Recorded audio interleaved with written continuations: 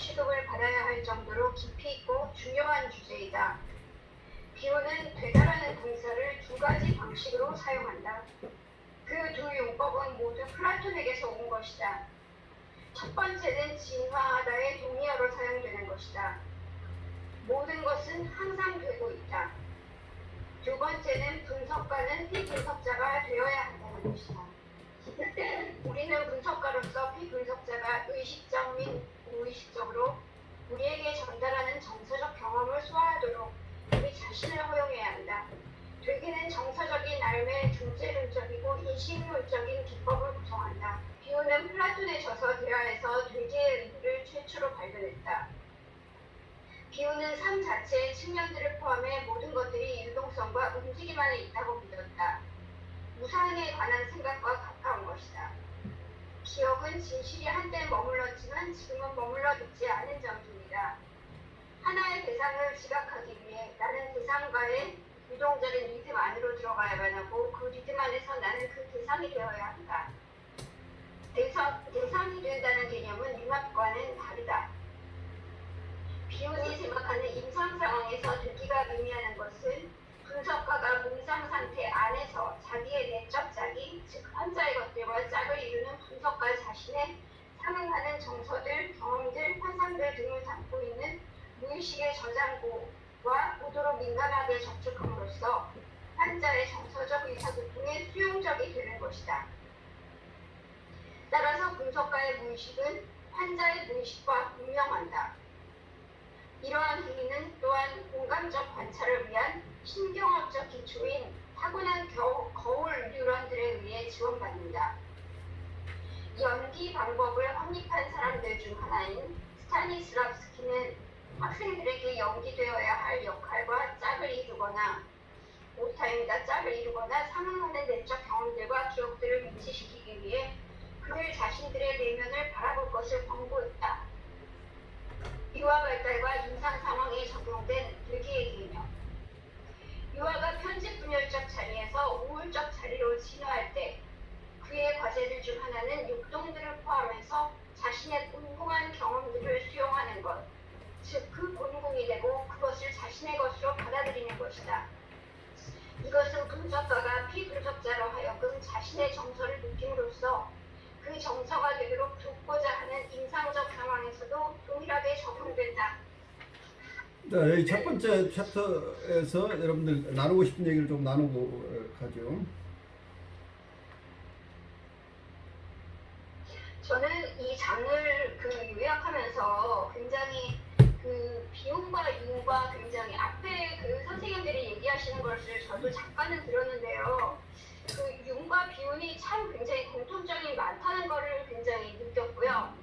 그리고 이렇게 같은 말을 용어를 바꿔가면서 계속 반복하고 있다는 그런 느낌도 받았고, 그리고 세 번째는 비운이 이 얘기하는 되기의 개념, 담기의 개념이 굉장히 이 동아시아의 어떤 철학적인 개념과 굉장히 맞닿아 있다는 생각이 들었어요. 우리가 동양 철학이라 그러면 굉장히 그걸 추상적으로 생각을 하는데 이것을 비우는 굉장히 어떤 임상 상황에 적용하는 그런 구체적인 사례로 굉장히 담아내고 싶어 했다는 그런 느낌이 들었어요. 그래서 이 되다라는 개념도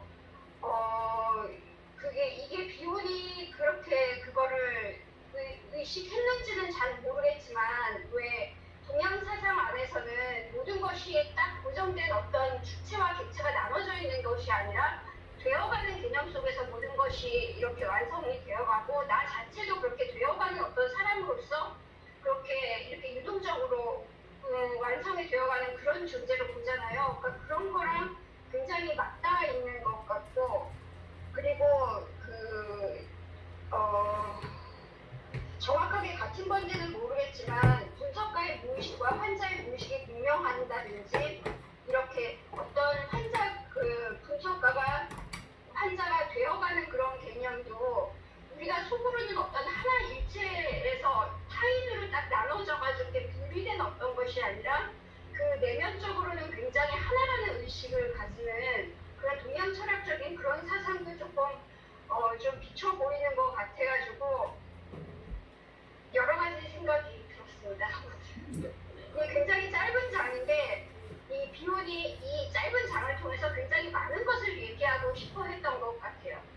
그렇죠. 이 속에 어떠면 자기가 지금까지 하는 얘기들이 다 종합되어 있죠. 아주 좋은 인사이트예요.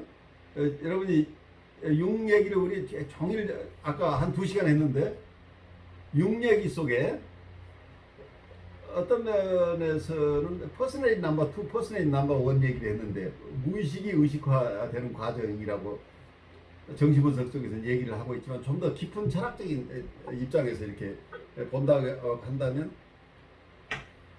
여기서 또 비혼 얘기가 하는 얘기는 우리가 내담자를 만났을 때 내담자에 오가 있다는 얘기. 내담자가 알지 못하는 신비 체험을 하고 있는 거지. 모르는 거지. 내담자 입장에서는 자기의 오가 자기의 정서적인 접촉면을 만났을 때 남겨진 어떤 감각적인 인상이 있다. 이제 이렇게 표현하고 있는데 그게 뭐예요? 자기의 원초적인 정서인데 그 정서를 감당할 수 없는 어떤 것이 있었다는 거예요. 근데 이것이 자기의 오를 만난 경험이라고. 그러니까 이 사람의 자아가 아니라 자아와 다른 셀프를 얘기를 하는 거란 말이에요. 결국은 아까 융에서 얘기하는. 그래서 셀프는 이미 타고난 것이고 자아는 우리가 이 세상에 태어나서 다른 대상들과 만나면서 자기의 프로이드식으로 얘기하면 자기의 이드가 분화한 게 이고라고 얘기를 하고 있는 거예요. 나에게 본능적인 어떤 것들이 외부 세계를 접하면서 조금씩 분화해서 외부와 관계를 맺을 수 있는 어떤 우리 마음의 부분이 생겨나서 그걸 이고라고 한다. 그게 자아라고 하는 게 그렇게 생겨났다고 설명을 하는데 사실은 이 이고는 우리의 의식적인 이고죠. 이 세상에서 적응해내기 위해서 내 마음속의 일부가 내 욕동대로 내 원하는 내가 살고 싶은 대로 살 수는 없다는 것을 경험하면서 외부 세계와 접촉하면서 살아가는 것을 깨닫는 내 의식이죠. 근데 이 의식을 나라고 생각을 하는데 지금 비원이나 융이 생각하고 있는 것은 내가 알고 있는 나라고 하는 이 자아, 이고는 어쩌면 이고가 자기 그 욕동에 다 오버웰밍 돼서 그 자연 상태로 살아간다고 한다면 뭐야 우리의 본능대로 그냥 본능의 시대로 살아간다면 우리는 그냥 동물의 상태에 있는 거죠. 그런데 이고가 생겼다는 것은 동물의 상태에서 벗어나는 자기 나름대로 판단하고 외부 대상과 관계를 맺을 수 있는 마음의 부분이 생겨났다는 얘기인데 나중에 도덕적인 얘기를 하기 위해서 프로이드가 초자라는 개념을 만들어내서 마음의 3중 구조 얘기가 나오지만 융 입장에서 본다면 융은 여기서 중요한 것은 자아라는 것 이외에 무의식 속에 셀프가 있다고 봤다는 결국은 여러 가지 이제 비유를 얘기를 하고 있지만 정신분석적으로 얘기한다면 셀프가 이고의 개념과는 다른 셀프는 어떤 면에서는 우리의 타고난 신적인 어떤 것 그리고 우리의 트루 셀프인 이 측면 이 트루 셀프가 계속해서 우리를 만나는데 우리가 의식 속으로 담아내지 못한 것이 베타 요소라는 얘기예요.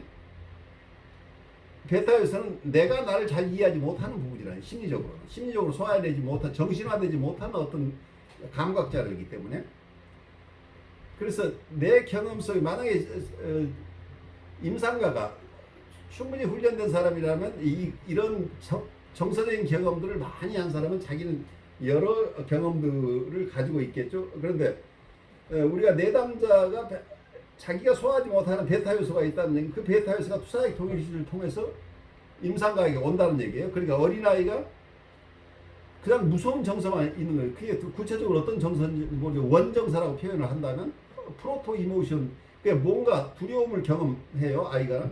근데 그것이 무엇인지 모르고 소스라치게 놀라서 엄마한테 안겠다니. 그럼 엄마는 이 아이가 기쁜 것인지 슬픈 것인지 놀란 것인지 무엇 때문에 이러는지를 엄마는 직관적으로 이해를 할 수 있는 능력이 있다고 하는 이게 알파 펑션을 가지고 있다는 거죠. 그러니까 어떤 신체적인 아까 얘기하는 감각적인 임프레션, 감각적인 인상으로 남아 있는 것이 거의 바디에 대한 얘기 비슷하죠. 감각적인 인상으로 남아 있는 것이 정신화되기 위해서는 멘탈라이즈 되기 위해서는 이게 일단 어, 이런 베타 요소를 알파 요소로 만들어내는 작업이 필요한데 그 작업 자체가 어쩌면 아이는 자기의 무의식의 경험을 의식으로 가져올 힘이 없다는 얘기예요. 그래서 이것을 어머니가 대신해 주는데, 어머니가 대신해 준다는 얘기는 어머니의 원체험 속에서 이런 상태에서는 과거의 자기의 체험, 자기가 자기의 오를 만났던 경험이 있어야 된다는 거예요. 그 자기가 정서적인 경험을 많이 한 사람은 아이의 지금 상태가 무엇인지 아이는 모르지만 엄마는 즉각적으로 자기의 원체험을 소환해낼 수 있는 능력이 있다. 그 자기의 기억의 저장소 속에서는 여러 가지 체험들이 있기 때문에 이때 아이의 모습, 아이의 무의식을 컨테인하면서 그때 어떤 자동적으로 선택되는 어떤 것들이 나온 자기의 무의식, 이걸 의식한 자기 무의식 속에 자기의 오의 창고에서 과거에 자기 체험과 관련된 자기가 오를 만났을 때 느꼈던 그 정서가 소환돼서 오니까 내 무의식에 있던 그 경험을 하는 거죠. 그래서 내 경험을 하는 거란 얘기예요. 나의 오를 만났던 경험이 소환되면서 그러면서 아이의 정서를 자기가 읽어내는 힘들이 생기는데 이게 임상가도 마찬가지예요. 자기의 과거의 정서나 경험이나 팬터스의 창고 속에 지금 내담자의 얘기를 들으면서 내담자의 이해하지 못하는 베타 요소를 이걸 컨테인하면서 소화에 관한 과정 속에서 자기의 원체험, 원경험, 원정서를 만나면서 이 내담자를 이해해낸다. 이게 공감이죠. 어떤 면에서는. 이게 엠퍼티가 일어난다고 얘기를 설명할 수 있겠고 조이닝 한다고 설명할 수 있겠고 이런 정서를 역전이라고 얘기를 카운터 트랜스퍼런스라고 설명을 하죠. 그래서 이런 과정을 비오는 컨테인이라는 개념, 그 컨테이너, 더 컨테인드 뭐 이런 개념, 담는 것과 담기는 것이라는 개념을 가지고 이제 설명을 하고 있는 거죠. 그래서 이 임상 상황을 설명을 하는데 그 속에는 무의식 속에 뭔가 지금 자아가 경험하고 있는 것, 자아 너머에 자아와 다른 어떤 것이 존재하고 있다. 객관적인 어떤 실체가 있다는 것을 전제로 합니다. 그래서 이걸 신성이라고 표현도 하고 있지만 어떤 또 트루 셀프라는 용어로 사용할 수도 있고 여러 의미로 사용하고 있지만 우리가 만들어내지 않은 어떤 실체가 우리의 내부에 있다고 하는 이 개념을 비욘과 융이 같이 공유하고 있어요. 그래서 이 얘기를 듣다 보면 같은 얘기가 계속 다른 거죠. 왜냐하면 뭐가 된다는 얘기, 비커밍이 된다는 얘기는 내가 내 무의식의 어떤 부분이 되어가는 과정이라고 할. 또 한편에서는 임상에서는 내담자의 어떤 것을 이해하기 위해서는 내담자의 정서와 내가 같아져야 된다는 얘기잖아요. 그럼 내담자의 정서를 경험한다는 것은 파셜 아이덴티피케이션이라고 어떻게 얘기를 할 수 있게 부분적인 동일시가 일어나는데 이건 그냥 동일시 개념으로 파악하는 게 아니고 대기라는 개념은 아까 얘기대로 다른 개념이에요. 이건 아까 우리 한주연님이 아주 재밌는 얘기를 했는데 동양적인 것이 많이 느껴진다고 하는 얘기가 나는 누구다라고 우리는 얘기를 하는 게 우리는이라는 표현을 많이 쓰고 있죠. 우리는 서양적인 개념은 분리개별하는 개념을 가지고 있는데 우리 동양에서는 원래 분리개별화 개념이 서양하고 비교할 때 어때요? 우리를 분리해서 생각하나요, 안 하나요?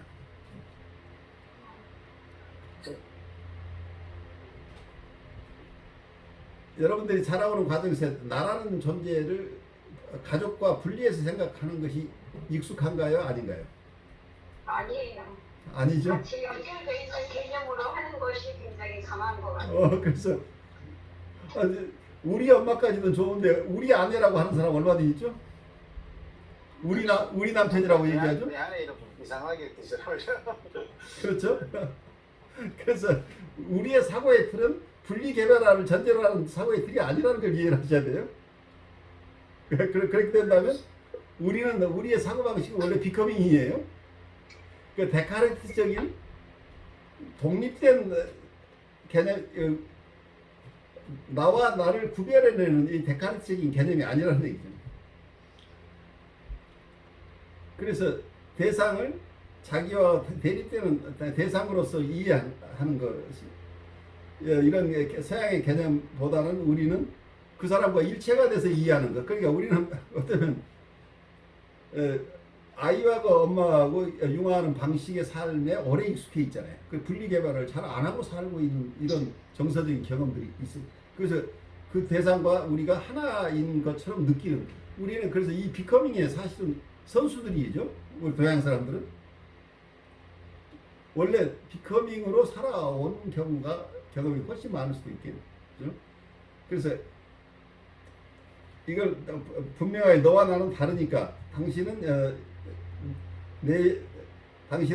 이렇게 느끼고 있습니다라고 하는 이런 해석적인 접근이 동양 사람들에게는 굉장히 어려울 수 있다는 얘기예요.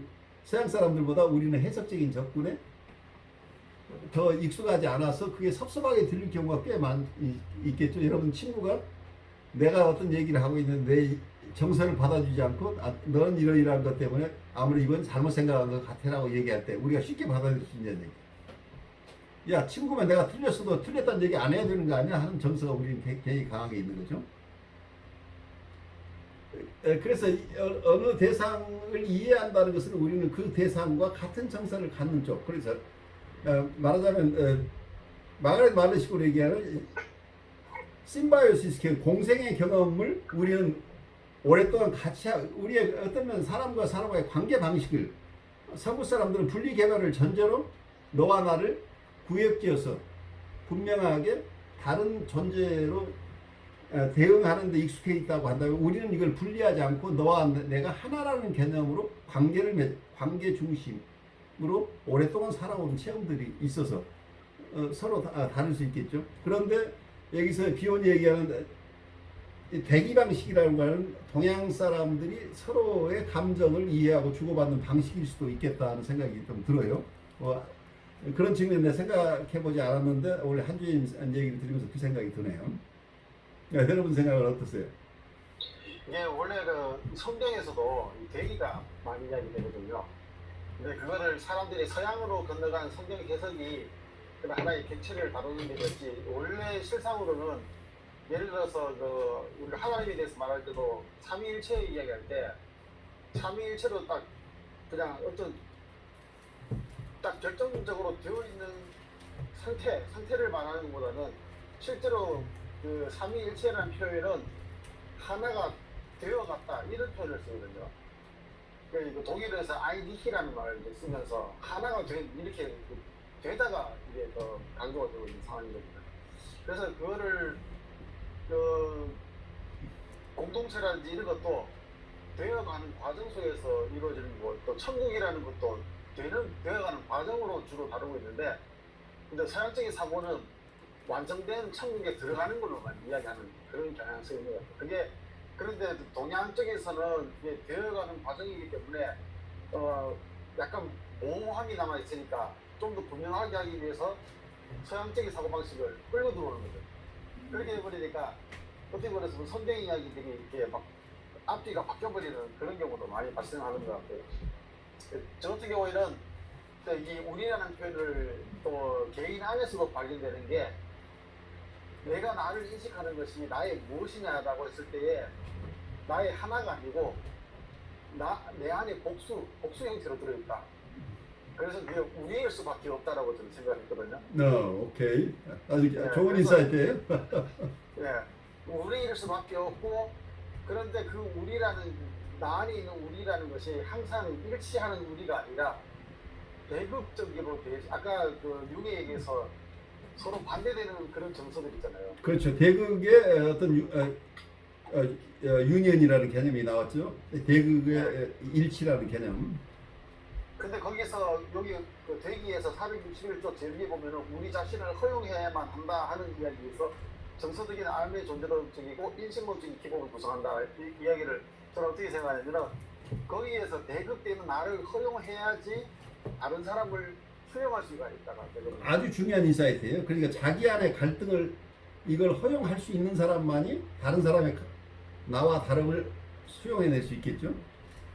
그러니까 다른 사람의 알파든지 다른 사람의 알파 기능이 있어서 내가 알파 기능을 해줘야지, 꿈꾸는 기능이 없기 때문에 꿈꾸는 자가 되려면은, 아까 교수님 말씀하신 것처럼 어릴 때 그런 경험들을 소환해내려면은 그 경험들을 내가 허용을 해야 돼. 만날 수 있고. 그렇죠. 바로 허용이라는 지점이 제일 어려워요. 예.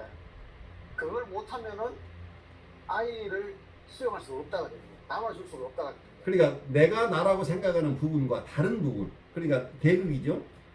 아퍼짓을 내가 허용할 때만, 그 어떤 면은 내 의식과 무의식 속을 이걸 조금 바꿔서 한다면 내 무의식 속에 있는 것이 내가 알고 있는, 내가 나라고 생각하고 있는 내 의식과 전혀 상반되는 게 있을 때 그것이 출현할 수 있도록 허용해주는 마음, 이 관대한 마음이 있어야 이게 통합이 일어난다는 얘기죠. 대극의 일치가 일어나. 그래서 나의 섀도우라고 생각하는 것이 나의 일부라는 걸 인정해야 된다는 거예요. 사랑과 미움이 함께 있다는 것도 이해해야 되는 거죠.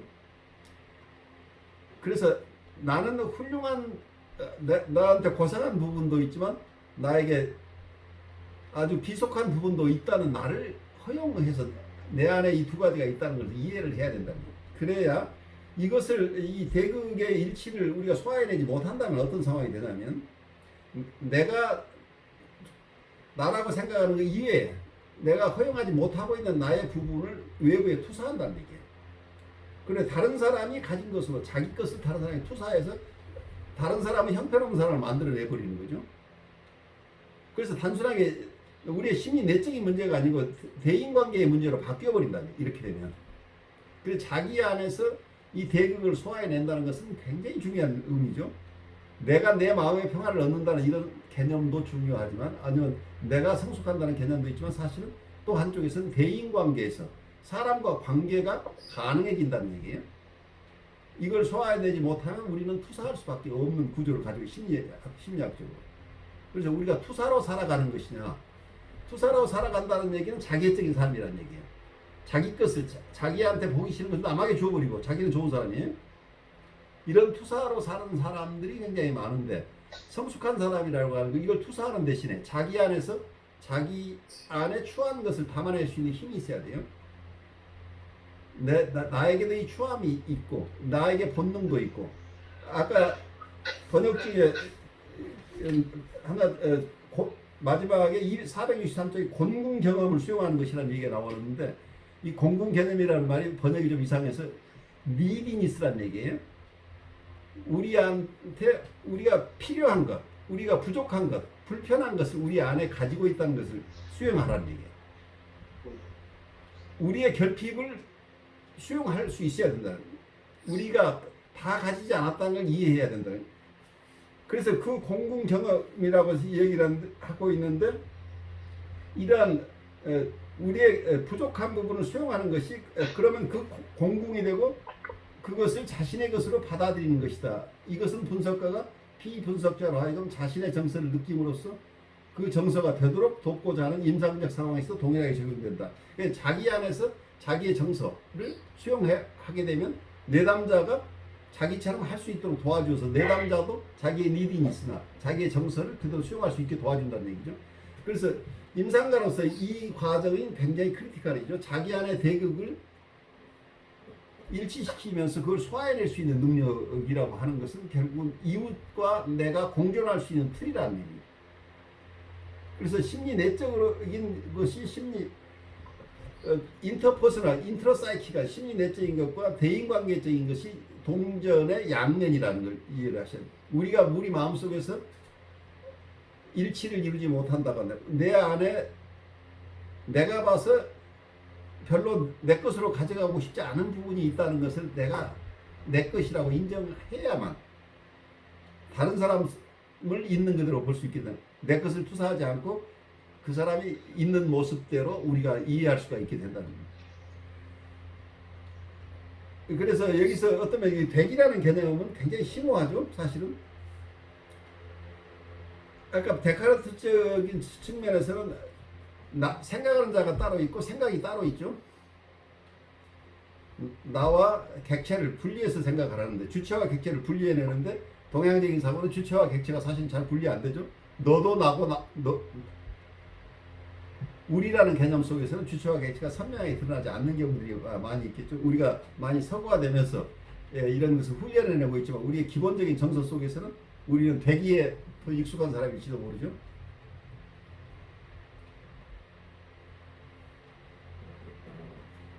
옛날에 저 전에 레이디 가가라는 가수 있잖아요. 예, 예. 그 사람이 이제 지나가다가 어떤 노숙자 한 명이 이제 가까이 오니까 그 사람하고 악수도 하고 사진도 찍었는데 사진도 찍자 그러니까 노숙자가 저 냄새가 많이 나는데요 그랬더니 레이디 가가가 부르면 나도 냄새 나요. 그런 걸 사진을 찍어줬거든요. 예. 저 레이디 가가를 별로 안 좋아했는데 그 장면 딱 보니까 이 사람 생각보다 괜찮냐는 생각이 들더라고요. 보통은 나는 냄새가 안 나요라고 말하고 싶을 텐데 그렇죠. 나도 냄새가 나요 그러면서 정말 냄새 나는 사람하고 사진을 찍을 수 있다는 게 어떻게 보면 자기의 냄새 나는 것을 허용하고 있으니까 냄새 나는 다른 사람도 허용하고 있구나. 그렇죠. 받아들여주는구나. 예. 그러니까 아까 지난 시간에 우리 얘기했던 것 중에 우리의 신성이 있다고 하지만 이 신성이 갇혀 있다는 얘기예요. 우리 안에 신성이. 그래서 내 의식이 허용하지 않는 한 이 신성이 드러나지 못한다는 게, 그러니까 하느님이 우리를 창조했지만 하느님이 우리의 포로가 되어 있다는 얘기예요. 하느님이 이 세상에 인카네이션 하기 위해서는 우리의 협조가 필요하다. 그래서 어떤 여기서 코크리에이션의 개념까지도 옳은 거죠. 하느님이 이 세상에서 창조 작업을 계속하기 위해서는 우리 인간의 도움이 필요하다는 얘기잖아요. 우리 의식이 협조해야만, 우리가 하느님일지라도 우리가 허용하지 않는다. 우리 마음이 허용하지 않으면 하느님이 드러날 수가 없겠어서 강생을 하실 수 없다는 얘기죠. 이제 이런 개념이 이 대기 개념하고 굉장히 여러 가지 밀접하게 관련되어 있죠.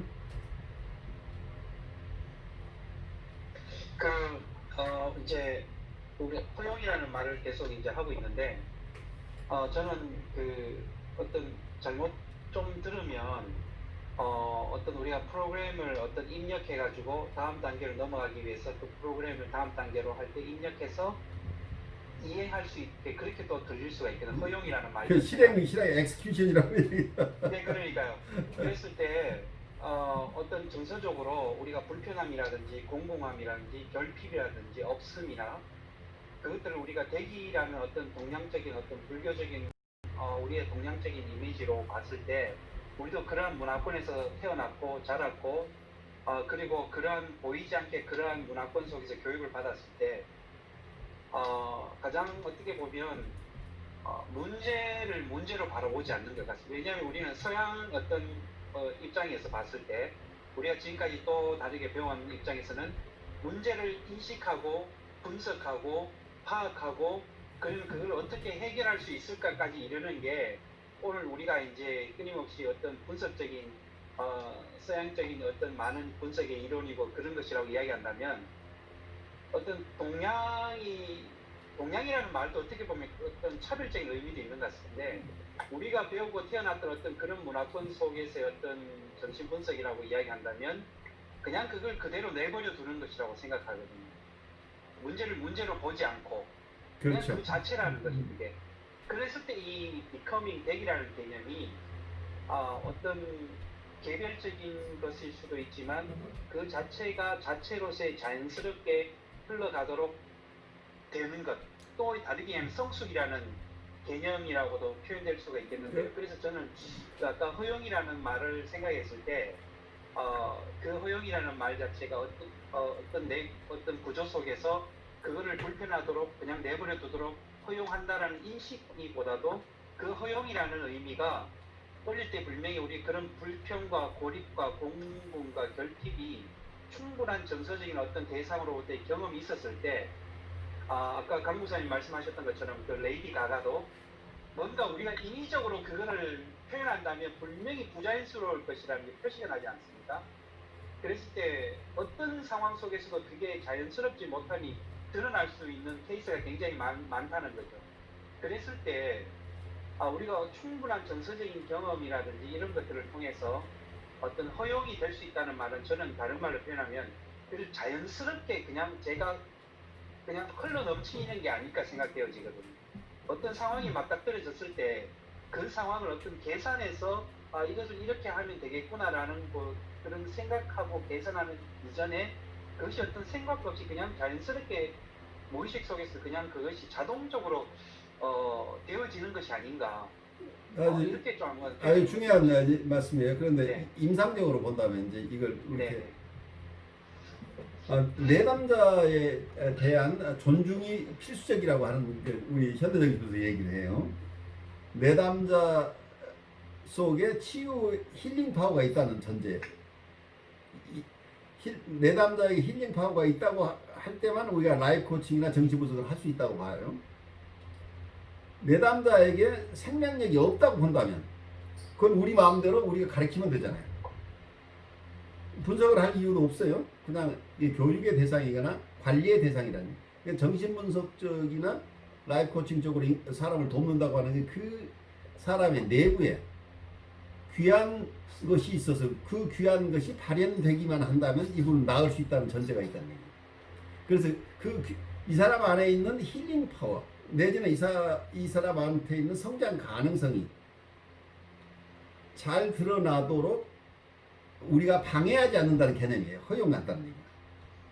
허용한다는 것은 이 사람이 권리가 없는데 우리가 허용해준다 이런 개념이 아니고 어쩌면 이분이 가지고 있는 트루 셀프가 어쩌면 휴먼 포텐셜이 성장할 수 있도록 방해하지 않을 이런 소극적인 개념일 수도 있어요. 어쩌면 우리 스스로의 인격 도야의 과정 속에서도 우리가 우리 안에 있는 어떤 것 내가 모르는 신비가 드러나는 것을 방해하지 않을 의무가 우리에게 있다는 얘기예요. 한쪽에서는 내가 아는 나만 가지고 고집하는 사람은 평생 그 자리에 있다는 얘기예요. 그러니까 아집으로 가득 찬 사람은 인격적인 성숙이 불가능하다는 얘기예요. 내가 아는 나만이 전체라고 보는 한 그 사람의 트랜스포메이션은 일어나지 않는다는 거죠. 그래서 내가 나를 잘 모른다는 것을 허용할 수 있어야 됩니다. 그래서 내 안에 있는 융식으로 얘기를 한다면 퍼스널 넘버 2가 자연스럽게 드러나고 싶을 때 드러날 수 있도록 내가 강요하는 게 아니고 그 퍼스널 넘버 2가 자기의 판단에 의해서 드러나고 싶을 때 드러나는 것을 방해하지 않도록 하는 이 자세가 중요하다는 얘기를 하고 있는 거죠. 그래서 정신분석에서도 상담자가 분석가가 생각하는 치료 목표를 가지고 이 사람을 함부로 대해서는 안 된다. 내담자를 귀하게 생각하고 내담자 스스로 자기가 처한 어려움을 깨닫고 자기 스스로 거기에서 벗어나고 성장해 갈 수 있는데 우리는 간접적인 도움의 역할만 한다는 얘기예요. 우리가 생각하는 방식으로 이 사람을 고치겠다고 함부로 나서서는 안 된다는 이런 인사이트하고 다 연결되는 부분이에요. 그 사람 스스로가 성장해 간다. 그 사람 스스로가 되어야 될 것이 되는 과정을 우리가 방해하지 않는다. 이게 어쩌면 스피리추얼 디렉션으로 똑같아요. 스피리추얼 디렉션으로서도 그분이 하나님과의 관계 속에서 영적으로 성숙하는데 우리가 방해가 되지 않고 보조자로서 역할을 한다 하는 개념이 스피리추얼 디렉션 속에서도 적용되는 거죠.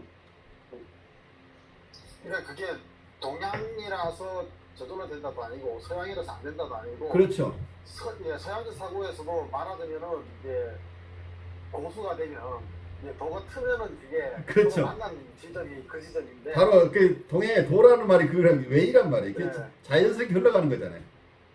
그게 길이요 진리잖아. 근데 그걸 아무나 하는 게 아니라 말하자면 그 전에 어떤 스님이 저는 산은 산이요 물은 물이라 했는 게 그게 당연한 이야기인데도 그게 고수가 아니면은 그게 깊은 뜻을 이해 못하고 깊은 뜻으로 말을 못한다는 거잖아요. 근데 그래서 동양이라 해가지고 이게 되기가 저절로 되는 게 아니라 상당히 성숙해야지 그 되기라는 게 된다고 그런 생각되거든요. 그렇죠. 깊은 의미에서 되기라는 건데 쉬운 게 아니죠. 그래서 이런 대기라는 게 동서양을 떠나서 우리가 이제 태어났을 때 유아가 아니면 그 과정에 거쳐야 될 그 과정 시기에 이 부분에 대해서는 저는 공통적이라고 생각하거든요. 충분한 필요 충분의 정서적인 경험이 했을 때 그 정서적인 경험을 통해서 우리가 자아가 성숙된 관계 속에서 자아의 성장 과정 속에서 그 과정 속에서 우리가 타자를 향하든 나 자신을 향하든지 간에 거기에 대해서 인정할 수 있는 어떤 자연스러움이 저는 그게 원초적 베이스 바탕의 힘이 된다고 생각하거든요. 그렇죠. 예. 그런 그 힘을 통해서 아까 뭐 어떤 상황을 받아들였을 때 부자연스러운 것보다도 자연스러움이 이제 그 속에서 제스처가 그대로 흘러 넘친다는 걸 제가 표현한 거거든요.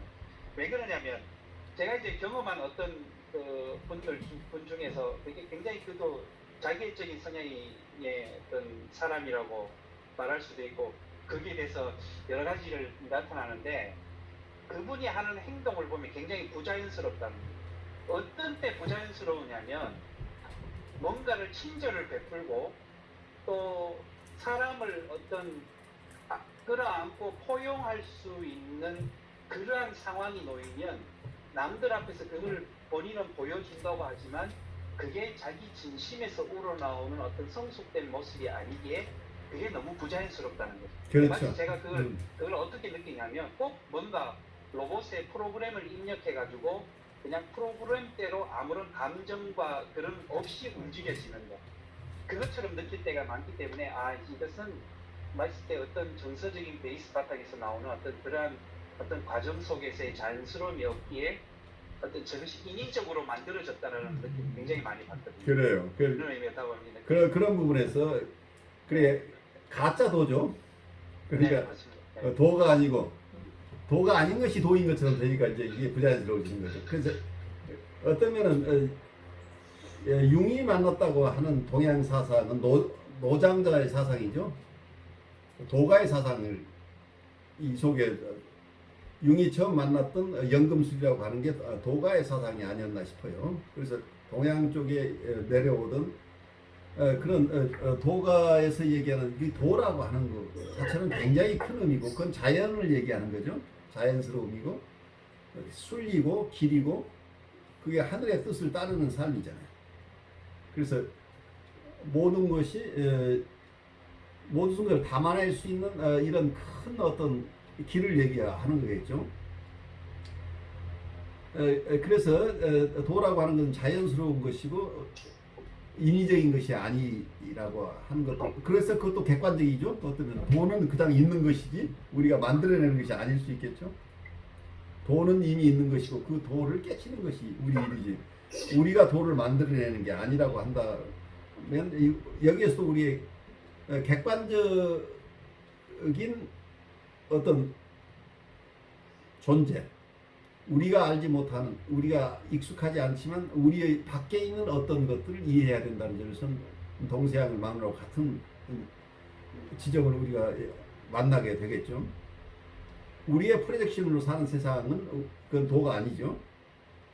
있는 그대로를 우리가 수용한다고 하는 것이기 때문에 자기애적인 상황이 아닌 이런 삶을 동양에서도 도라고 얘기를 하고 있겠죠. 근데 어찌 보면은 그 아까 성호선이 했던 그런 모습의 그 사람들을 대할 때도 어쩌면 그 사람은 그 상황 속에서 살아남으려고 애를 쓰고 있다는 생각이 들거든요. 자기는 그런 경험이 없었기 때문에 그런 경험을 정서적으로 하는 것이 아니라 어떤 의식적으로라도 어쨌든 해보려고 애를 쓰고 있다고 생각한다면 사실은 그것 때문에 여러 사람들이 불편할 수밖에 없지만은 어떤 면에서는 그거조차도 아까 허용하는 것 그런 것이 필요하지 않을까. 그냥 그 사람이 그렇게 어떻게 보면은 그 뭐 가식이라고 말할 수 있지만은 그 사람은 가식할 수밖에 없는 사람이라 그 생각도 들거든요. 왜냐면은 그런 경험이 없기 때문에 끄집어낼 수가 없으니까. 그렇죠. 불가한 얘기죠. 없는 거잖아요. 근데 그거를 허용해주면은 그걸 잘했다고 허용해주면은 그 사람은 언젠가는 그것이 어릴 때 경험, 처음 해보는 그 경험들을 나이가 들어서도 경험할 수도 있지 않을까 하는 그런 생각을. 그런데 이제 좀 그 허용을 해주는 게 좋은데 교수님께서 전에 예전에도 말씀하셨지만 엄마의 역할을 해주라는 그것으로서 정서적으로 다가가는데 근데 어떤 공적인 자리에서 그 엄마의 역할을 해주기는 너무 에너지가 소비되고 그렇죠. 그것을 받아들여주고 허용을 해주려고 하면 할수록 주변에 있는 많은 사람들이 너무 피폐해지고 상처를 너무 많이 받게 되는 것들을 인상적으로 경험을 많이 하게 돼요. 그래서 굿 이너프 모드가 돼야 돼요. 맞습니다.